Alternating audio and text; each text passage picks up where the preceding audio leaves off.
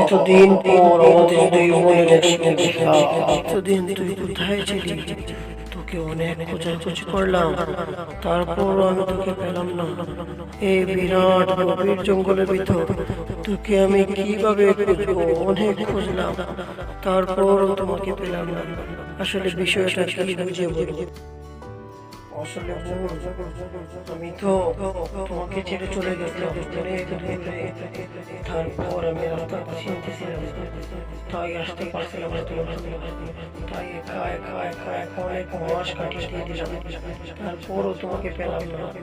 তারপর আমি অনেক বন্ধুদেরকে জিজ্ঞেসি, আমার বোনকে তোরা দেখছো? ওরা কিছুই বলতে পারে না। ওরা আমার সাথে মজা করে, রং করে। ওরা বলে এবার তোকে দাবি বেরিয়ে ফেলবে।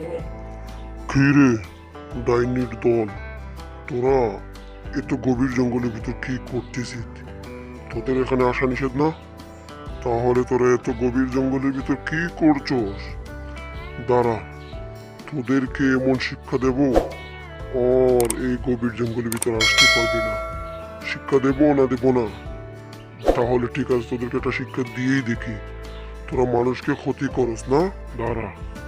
না তান্ত্রিক বাবা, না, আমরা কাউকে তো ক্ষতি করি না। আমরা এই জঙ্গলের ভিতর মাঝে মাঝে আসি, এসে দেখাশোনা করি জঙ্গলটা। আমরা কাউকে ক্ষতি করি না। আমরা তো এক বোন আরেক বোন হারিয়ে গিয়েছিলাম, হেরে গেছিলাম। তারপর আমার বোনকে আমি খুঁজতে আসলাম এই জঙ্গলে, তারপর আমার বোনকে পেয়ে গেলাম, তাই আসলাম তান্ত্রিক বাবা।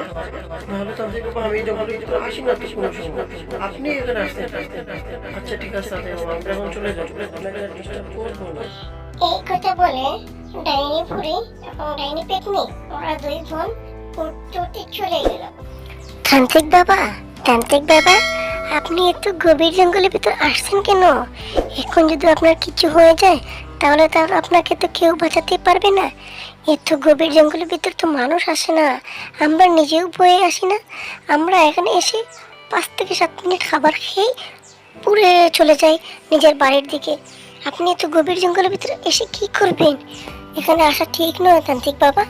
আপনি আর কখনোই এই জঙ্গলের ভিতরে একা একা আসবেন না, নাহলে আপনার কোনো কিছু হয়ে যেতে পারে তান্ত্রিক বাবা। কি রে ময়না পাখি, তুই কোন দিন থেকে এত চালাক হইলি? এত সুন্দর সুন্দর কথা বলছস। আচ্ছা যাই হোক, আমার কথা শোন। আমি আসছিলাম কিছু কাজে, তারপর এখানে 2টা ডাইনির সাথে দেখা হয়ে গেল আমার। তুই তো শুনছ, ওদের সাথে কথা বললো। ওরা এখানে আসছিল আসলে মানুষকে খাওয়ার জন্য, আর আমাকে দেখে ওরা বই পেয়ে গেছে। বই পেয়ে বলতেছে ওরা নাকি বোন হেরে গেছিল। তাই আমি আর কিছু বললাম না। এই কথা শুনে ময়না পাখিটি উড়াল দিয়ে বাড়ির দিকে চলেই গেল।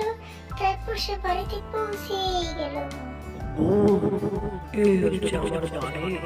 এখানে আমি ছিলাম এই গাছের উপরে, কিন্তু এখন যেহেতু আমরা একসাথে দেখা হয়ে গেছে, তাহলে আমরা দুজন এখানে একসাথে থাকবো। তাহলে আমাদের আর কেউ কিছু করতে পারবে না, কেউ হিংসা করতে পারবে না, যে হিংসা করে তাকে মেরে ফেলবো।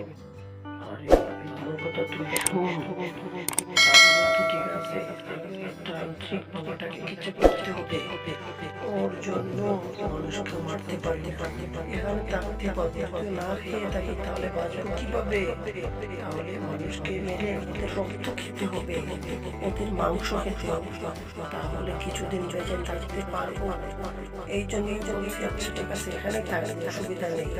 তান্ত্রিক বাবাটাকে কিছু করি, তারপর মানুষকে জঙ্গলের ভিতর নিয়ে এসে ওদের রক্ত চুষে তুই খাবি, আমি খাবো। আপনারা আমাদের চ্যানেলকে অবশ্যই লাইক এবং কমেন্ট এবং শেয়ার এবং সাবস্ক্রাইব করতে ভুলবেন না। সবাইকে অসংখ্য ধন্যবাদ।